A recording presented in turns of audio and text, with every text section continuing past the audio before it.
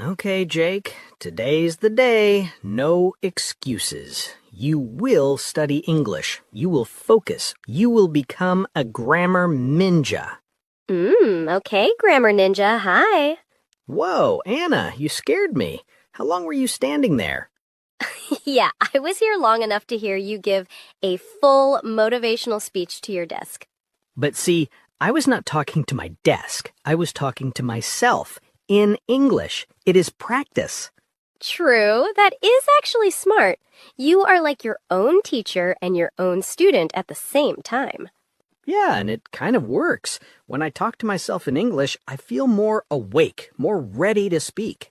Maybe you do something like this too. You sit at your table, you tell yourself, yes, today I will really study English.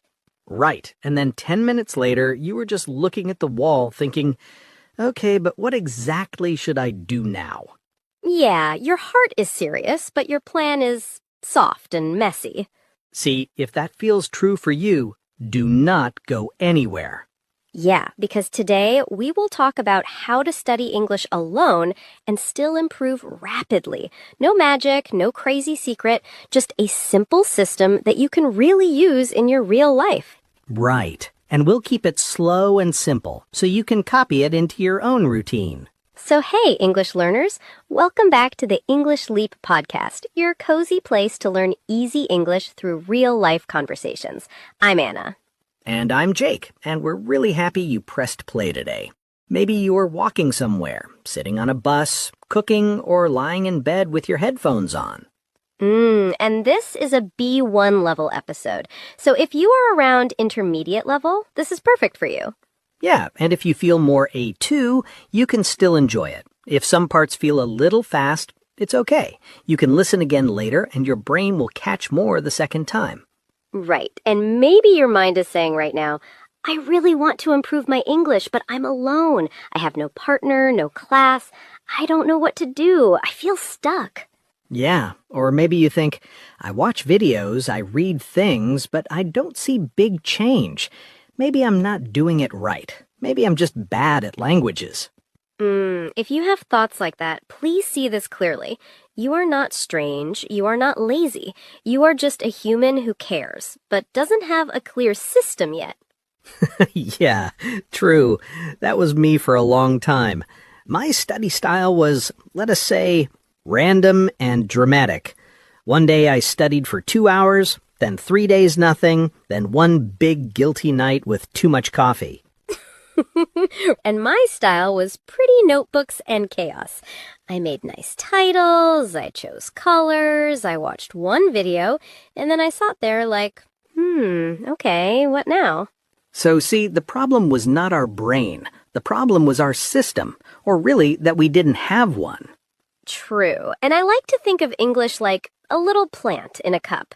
If you give it one big ocean of water, then nothing for weeks, the plant gets confused. Yeah, your English plant does not need drama. It needs a small drink every day. Right, and that means you do not need a perfect teacher every day. You need a simple, daily system that you can follow alone, even when you feel busy or tired. Yeah, so in this episode, we will give you that system. Plan, input, output, and tiny feedback, so you can study alone and still improve rapidly.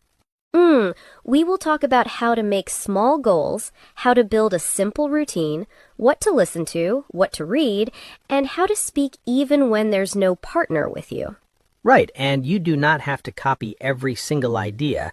You can choose what fits your life and your energy. Take what helps, leave what does not. Yeah, and while you listen, you will hear a lot of real-life English. If some words run away, let them go. Your brain is clever. It is already building meaning from the story.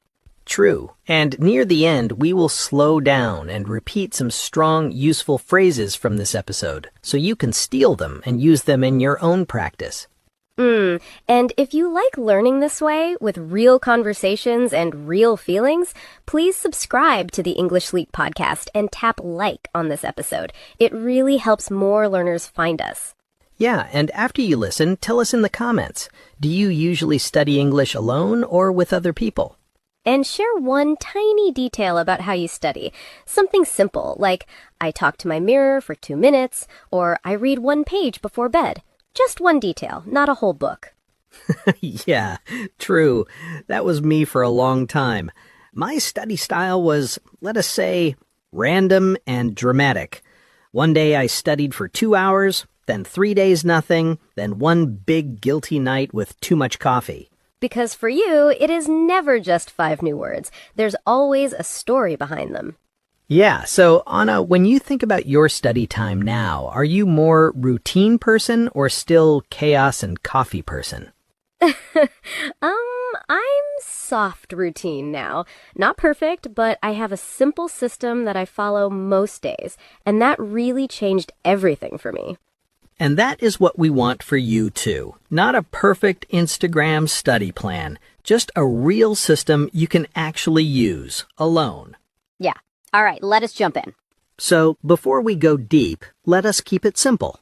We're going to talk about your English study in 3 parts. Yes. Think of it like a little machine. Part 1 is your plan, Part 2 is your input, and Part 3 is your output. See, your plan is how you decide what to do. Your input is what goes into your brain, like listening and reading. Your output is what comes out of your mouth or your hand, like speaking and writing. Yeah, and when these 3 parts work together, your English moves forward in a calm, steady way. When one part is missing, you feel confused or stuck. So we will go slowly, one part at a time, with stories and examples. You do not need to write notes, just listen and imagine your own day while we talk.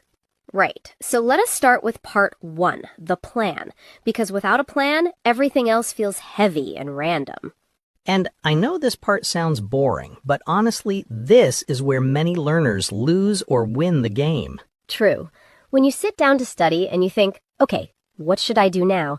That heavy feeling comes from no clear plan. So our first idea is this: make your study time more intentional, not random. And intentional just means you do it on purpose with a clear reason, not by accident. Yeah, exactly. Not, oh, this video just appeared, I guess I will watch it. More like, today I will do this one small thing for my English. And we want that one small thing to be very clear. So we use 2 levels, 1 weekly goal and 1 daily micro goal. Right. For example, your weekly goal could be, by Sunday, I will record a 2-minute audio about my week in English. And then your daily micro goal supports that. Maybe every day you speak for 1 minute about what happened that day. So at the end of the week, 2 minutes is not scary. It is like building a Lego house.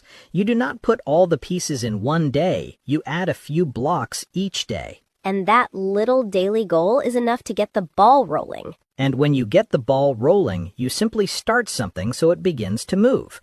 After the first small action, it is easier to continue. Right. So instead of thinking, I must become fluent, you think, today my job is just one clear small thing. That's intentional. Right. Just one clear small thing. And now we come to the second idea in this plan engine. How do you stay motivated and not give up after one bad week? Yeah, this part is important because you will not be perfect. Some days you will miss your plan. Some days you will feel tired or sad or busy. That's normal. Totally normal. The secret is what you do after that. Do you destroy the plan or do you tweak it? And tweak is just a fancy way to say change a small thing to make it better. Yeah. For example, on Sunday evening, you can look at your week and ask, where did my plan work? Where did it feel too heavy? What can I tweak? Yeah, what can I tweak? Maybe you see that night study never works for you. You always feel drained. So next week, you tweak the plan and move your English time to the morning. Right. And on the other side, you need to ditch some ideas completely. Yeah, so ditch is like throwing that idea in the trash. You decide, nope, I don't need this anymore. For example, you can ditch the idea that study only counts if it's 1 full hour. That idea makes you feel guilty, and then you do nothing. True. 5 focused minutes are better than 0 perfect minutes. See, and this brings us back to something simple. Your English plan should be intentional, sustainable, and flexible enough to tweak, not destroy, when life changes. Wow, Jake, that makes the plan feel so simple. Think of it like a small boat, not a big stone. It can move a little with the waves, but it still goes forward. Yeah, and once your plan is like that, we can move to part 2, because now you know what to do with your time. The next question is, what goes into your brain? Right, so part 2 is all about input. That means what you listen to and what you read. Yeah, and here, many learners feel overwhelmed. There are so many videos, podcasts, books, channels. It is easy to feel lost. Overwhelmed is that heavy feeling when there's too much and your brain does not know where to start. So, we want to calm that feeling. We will make your input simple and gentle. Right. Let us start with a very small thing. Where is your English stuff in your house? Yeah, good question. If your notebook and your favorite text are in some box under the bed, guess what? You will not touch them. That is out of sight, out of mind. Right, and out of sight, out of mind means if your eyes do not see it, your brain forgets it very fast. So one easy change is this. Bring English closer. Put your notebook on your desk. Put a short English book on the table where you drink tea. Yeah, you can even put a small paper with 3 phrases on your mirror, so when you brush your teeth, English is just there. When English is visible, your brain remembers, oh yeah, we are learning this. Right. That's the first part of input. Gentle immersion. Not a big dramatic change, just English being present in small ways. Yes. Now let us talk about listening, because for many people, this is the hardest part. I remember when I tried to listen to a fast talk show in another language. After 2 minutes, my brain just said, nope, and stopped. Yeah, like your brain just stands up and walks out of the room. Exactly. It was like, you're on your own, Jake. Bye. And that's when you feel like you're on a plateau. Yeah, it's like you're walking and walking, but the ground is flat. You do not feel like you're going higher. That flat feeling is a plateau.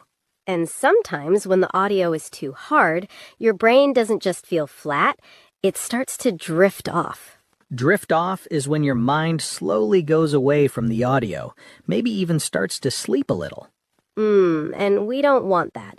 So we choose listening that is a little below your maximum level, something you can follow, but with a few new words. And that's exactly what we tried to do in this podcast. We speak slowly and clearly with some new words, but not so many that your brain wants to run away. Right. You can relax. Jake does the talking, I do the slowing down. You don't have to catch every word. Just stay with the story, and if you want, you can always listen again later. And then we use a simple method. Listen to one short line, pause, and repeat it out loud. Just one line. Pause. Say it with your own voice. You don't need to be perfect. You just copy the rhythm, the music of the sentence.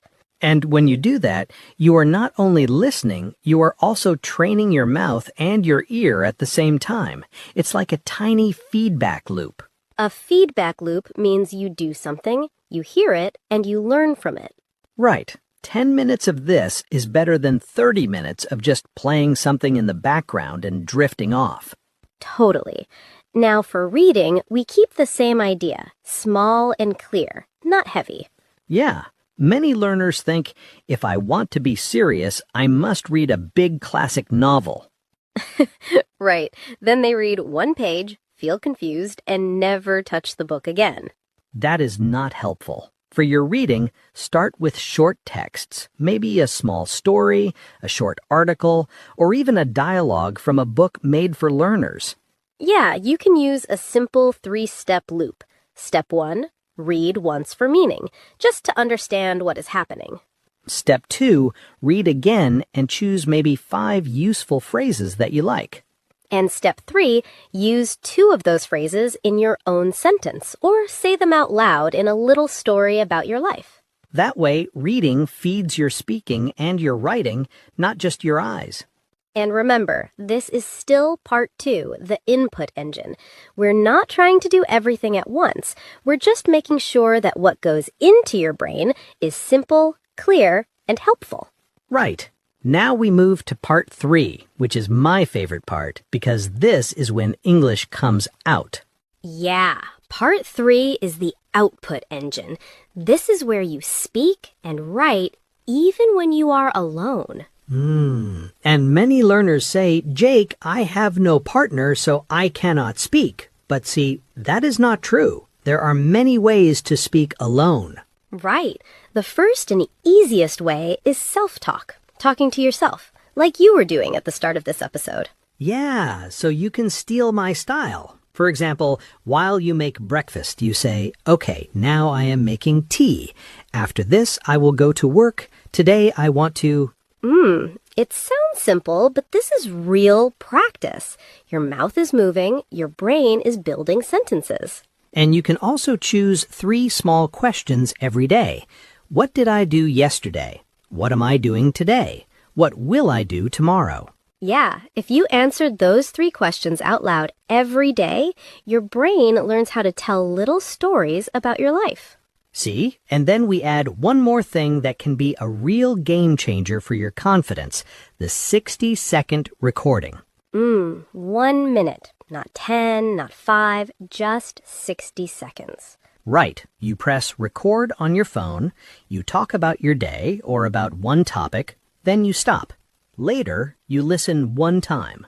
Then when you listen, your job is not to hate your voice. Your job is to choose just one small thing to tweak. Maybe one word you always say wrong, or one sentence you want to make clearer.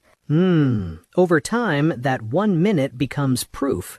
You hear your progress. The plateau is not as flat as you think. And you did all of that alone. No teacher in the room, just you, your voice, and your small system. Right. Now, output is not only speaking, it can also be short writing. For example, 5 lines in a journal.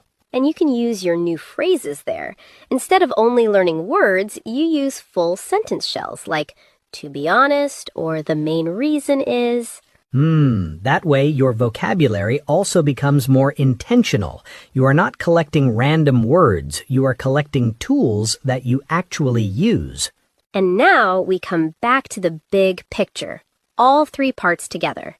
Plan, input, output.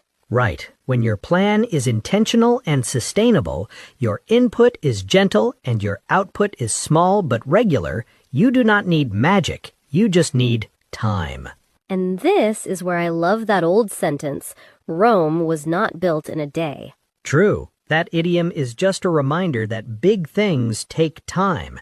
You cannot build a city or your English in one weekend. But you can start today. You can get the ball rolling with one tiny action, and you can keep going tomorrow. Right. And if your notebook stays on your desk and your phrases stay on your mirror, English will not be out of sight, out of mind. It stays close to you.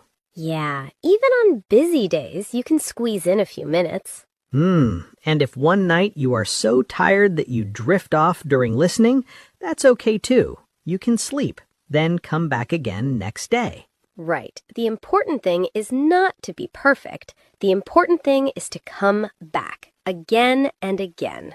Yeah. Plan, input, output, tiny feedback. That's your system.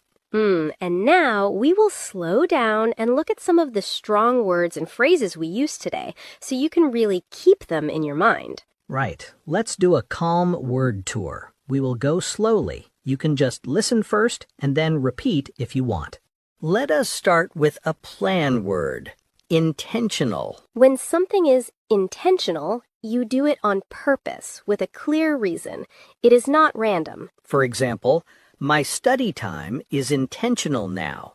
I choose one small goal before I start. Or, she was very intentional with her listening. She chose the same podcast every day for 1 week. You can repeat, intentional. Now a word about your routine. Sustainable. When a habit is sustainable, you can continue it for a long time.